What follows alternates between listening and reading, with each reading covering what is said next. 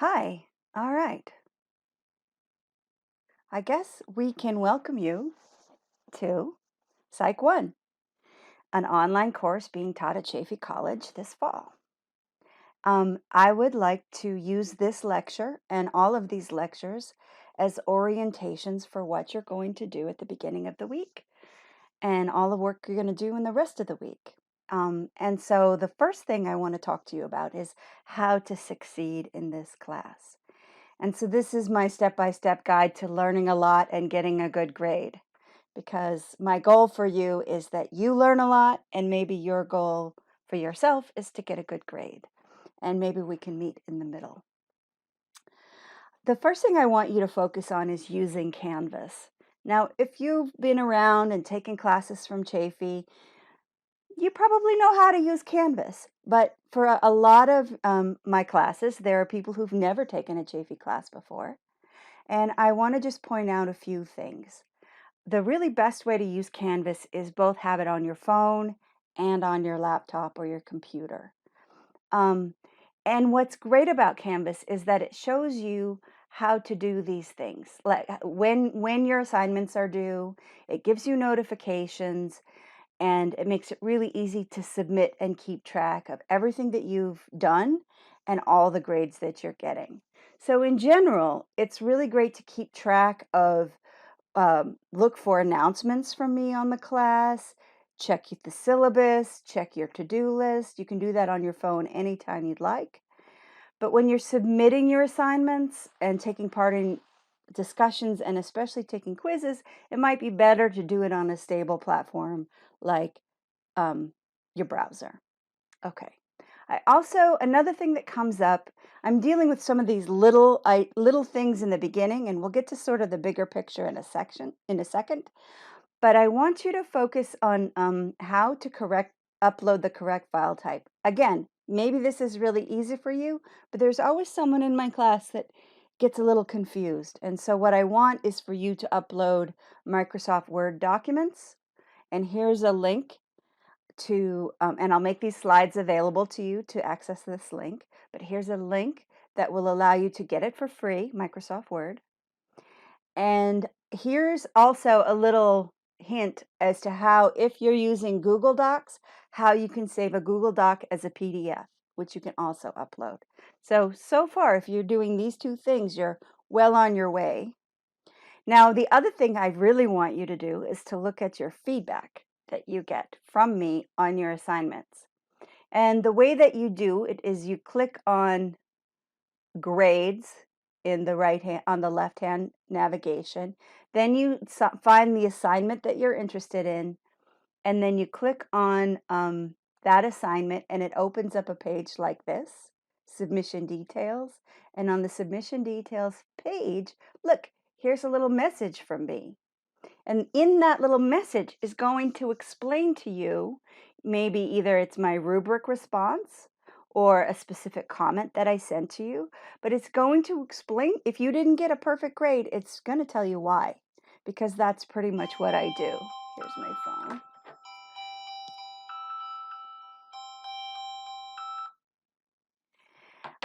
And these feedbacks are very important for you to check right away. I have unfortunately have had some students that have taken classes from me and not known that I've been giving them feedback on how to get better grades the whole time, and they just haven't seen it. So I want to make sure that you look for this, and if you think you're missing it and can't figure it out, you email me and I will help you find the feedback that I'm sending. I also want to let you know that I'm assigning this textbook. This particular textbook is it's available in an e-version for like $30, $33 or so. And you can get it in different places. Essentially, you don't need it for this week because I'm giving you the readings that you need for this week. I'm making available to you on Canvas. So you're welcome to look for the best option for you. But it's a fun textbook. I think you're going to like it. Now I want to give you a sense of how your grade is going to be constructed.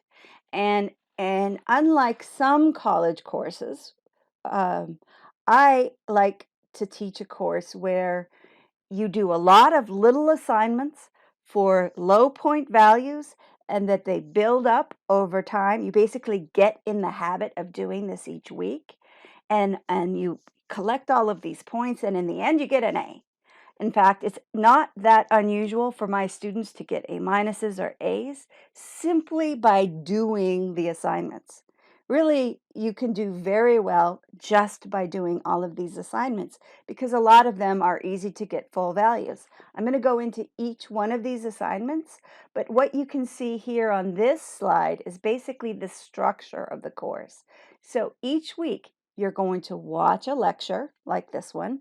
You're going to respond to it with a few words just to let me know what you thought of the lecture, any questions you have, um, and or anything you think that I could have been clearer on or were confused by or that I did well. I certainly that would make me happy too. Each week you'll do 2 reading guides, which are based on some reading that I assign. Usually it's like a chapter in the textbook, but sometimes I'll assign something else that's interesting from the world. And I'm going to go into that in more detail in a second. Then these shares are basically to write a paragraph in response to a prompt that I give you on the discussion board. These asks are essentially also another discussion board post, but they are just simply want you to pose a question about your reading assignment, about what you've been reading and thinking about and what I've been talking about in the lecture. And then twice a week, you'll take a quiz. Every now and then, maybe every couple of weeks or so, I'm going to assign a 1-page reflection paper. There'll be 6 over the course of the semester. And I'm also going to invite Zoom conversations. These are not graded. I may also rebrand them as conversation/office hours. I'm probably going to do 1 hour a week and you are invited to attend. I will send out an announcement when they're happening, and they will likely be on Friday mornings. But I think part of why I haven't set this in stone is I want to get a feel for the class and get a sense. I'm probably going to take a survey so that I can hold these at times when the most students are available.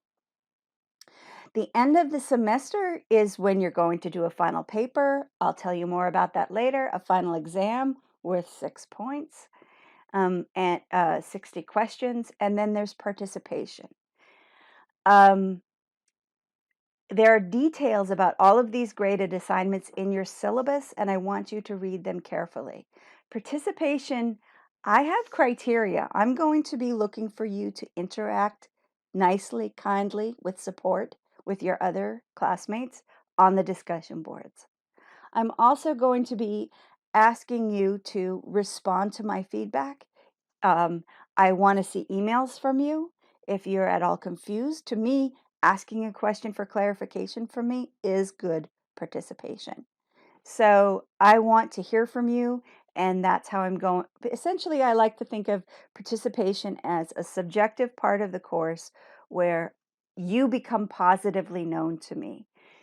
I learn about you and I get a feeling for who you are, and then you get your 4 points on this participation grade as I see you interacting well with me, with the content, and with your peers.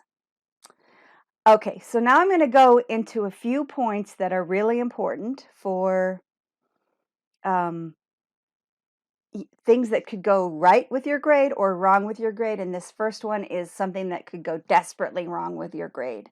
That's plagiarism. If you don't know what plagiarism means, it means when you copy someone else's work and present it as your own. And this this is a very, very serious violation of our standards. And it's extremely important that you don't do it. You have to know that it's very easy for me to detect. One of these days, I would like to have a class where no one does it ever. But unfortunately, everybody has sort of missed this. No, in every class, most people don't do this. I don't want you to be one of them. So don't plagiarize. First time you do it, I'll give you a warning.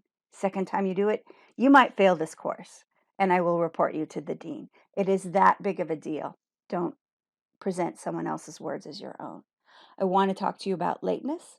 The nice thing about lateness is that if you turn your work in late, I'll always give you something. The least amount of points that you could get for your work if you turn it in is 50% of the total grade. No, what I mean to say, is that right? What I mean to say is the most late penalty that I will give you is 50%. I could knock your grade down a little bit if it was severely deficient. So I want you to know that. Grammar is very important to me, and I talk to you about grammar in the syllabus that you'll be reading. There are a few words that a few rules that when they're broken, they kind of bother me. So I want your writing to be neat and easy to read. So capitalize your sentences and put periods at the end. Make a regular amount of spacing. Indent your paragraphs. Make your writing neat. That matters to me. I want you to capitalize I when you're referring to yourself, because if I see you lowercase it, it looks lazy to me, and that detracts from you becoming positively known to me. A little thing will pop in my mind and it'll go, oops, lazy. So look for yourself capitalizing your I's.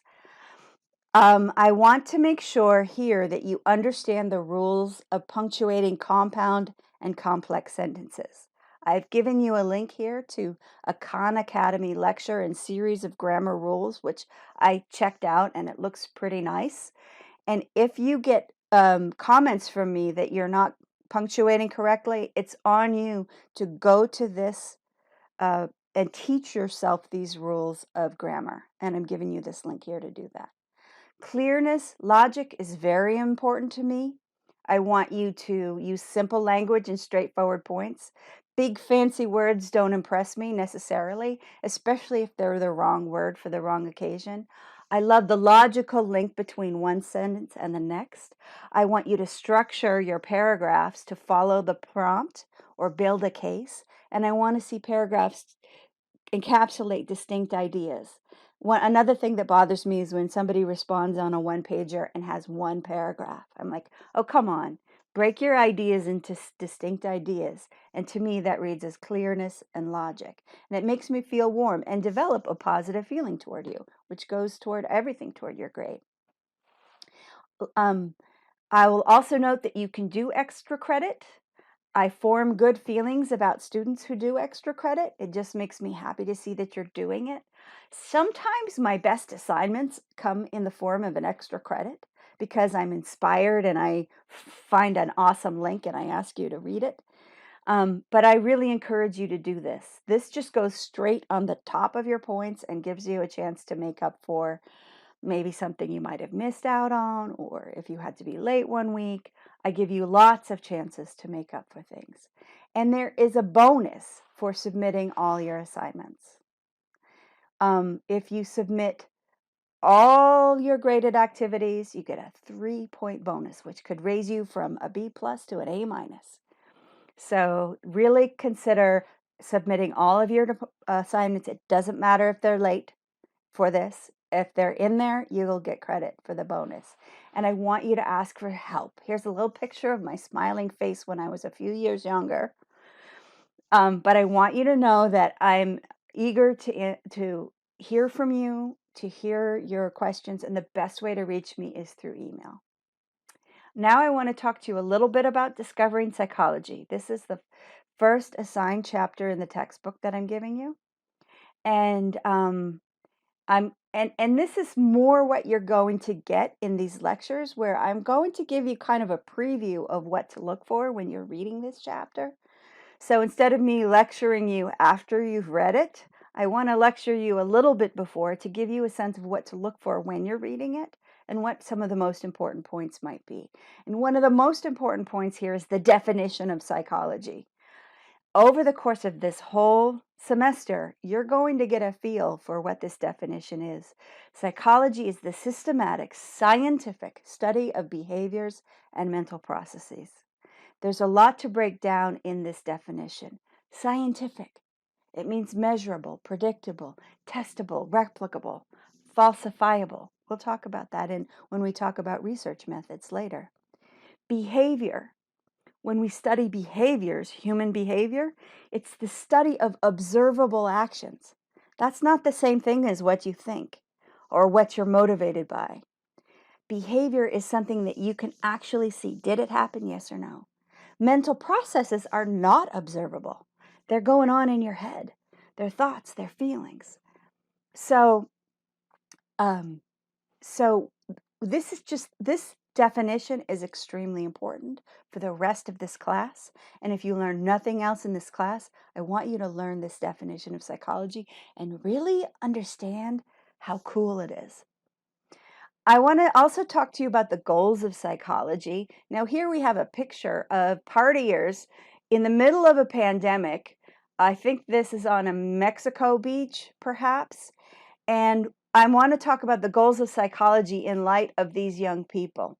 So, one goal is to describe, just to describe what's going on in terms of mental processes and behavior. And here we can see college students on spring break resist the call for social distances and partied in Mexico.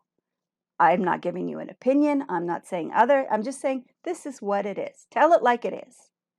Another goal in psychology is to explain it. Is it? Why is it like it is? And here I could give you a few explanations. Underdeveloped executive function in the brain, mating rituals, and unlimited time perspective, sunk cost fallacy. So these are all theories that are actually related and could possibly explain why these young people are ignoring the risks associated with the pandemic, and they're getting together to have a good time.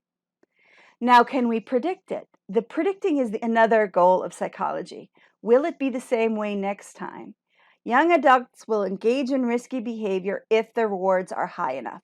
So in here, we're using the function of predicting in psychology to think about, well, what are the conditions that somebody would do this risky behavior? And here we could say the rewards are pretty high because it's awfully fun to meet, possibly hook up. I probably shouldn't say that, but or just party and have a good time with people and laugh. Like those are extremely rewarding to people at this age. And lastly, the control is the sort of last goal of psychology. And some people say this is more of an optional control. It's actually more controversial than the first three. Control would say, how can we make it go the way we want? So if this describing, explaining allows us to predict, then the sort of last one is how can we make it go the way we want? And one of the reasons why this is controversial is because it can be used for good or bad. People use psychological principles to torture people. That's a bad thing. But we can also use it to develop and redress social inequalities by offering the right kind of education for kids who are coming from deprived backgrounds. But here in this situation, we would say to get young adults to comply with recommendations, we could offer an equally compelling reward. So if we're going to say you can't meet your friends out there, what it could be equally compelling and equally rewarding that could possibly predict. And that's how we would use the goal of psychology to help control a particular situation. Now, we're going to be also, I want you to just get the sense that there are these modern approaches to psychology. And you're going to read about them in your textbook. But I just thought about different ways of sort of shorthand to think about each one of them. So the biological approach it sort of looks at my body made me do it. The cognitive approach is my thought processes made me do it. The behavioral approach is the rewards and punishments, essentially what I've learned through rewards and punishments have made me do it.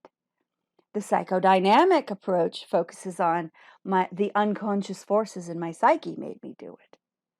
The humanistic approach focuses on my desire to be all that I can be, to fulfill my needs as a person made me do it. The social cultural approach focuses on my context, my culture, the expectations of my family, my school, my country. They made me do it. And the evolutionary approach says, my animal nature made me do it. So you can see how all of these approaches are different. They're all sort of looking at a different mechanism that influences mental processes and behavior. And the fact of the matter is, that most people agree that each one of these approach has some degree of validity, and but sometimes you have to pick one and focus on it because you're trying to advance it. I want to give you some important names to remember. I'm not going to, I really, for biological, I really don't know, but cognitive, think about Wundt and Piaget. Behavioral, Skinner, Watson, Beck, Ellis. Psychodynamic, Freud is the biggest name, but also here comes Erikson, Jung, Adler, Horney. Humanistic psychology, founded by Maslow. Rogers is a big name here. Sociocultural approach, Vygotsky, Bronfenbrenner. Evolutionary, Darwin is an originator of the theory of evolution, but James is evolutionary in his perspective, as is Bowlby. You're going to see all of these names as you move through this semester, but I wanted just to get them in your head right now so that you know that these are important names to know. We're almost at the end of this lecture. I wanted to also just orient you to some names to know for early psychology. Wundt, first lab, first experiments, first systematic observation of mental processes. Worked in Germany, and he measured perception and response time. William James, he worked in the United States. He was more focused on why did our mind adapt to the forces of the environment. What is adaptive about our minds? How can we understand how we think and behave in terms of our evolution? Freud focused on the unconscious forces, how they impact our conscious behavior, and what's going on underneath that we don't even know about. So these are some early names in early psychology that you really should know if you're taking Psych 1, so that if somebody says, "Who is that Freud guy?" you can have something to say. Now, I also want you to understand there are different careers in psychology. I'm not going to go through this slide in detail because I am going to ask you later in one of the shares to look deeply at different careers in psychology and different areas of psychology and reflect on which ones mean the most to you.